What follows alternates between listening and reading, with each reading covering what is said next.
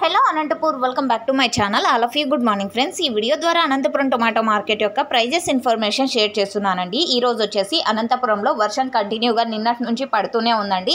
ఇక ఈరోజు early morning 5 నుంచి కంటిన్యూగా ఇప్పటికీ కూడా లైవ్లో పడుతూనే ఉందన్నమాట. అండ్ ఓకే ఫ్రెండ్స్, ఇక ఈరోజు వచ్చేసి స్టాక్ చాలా తక్కువ వచ్చింది, అంటే అతి భారీగా తగ్గిపోయింది. సో ఈ కారణం చేత ఈరోజు ప్రైస్ అనేది ఇంక్రీజ్ అయిందండి.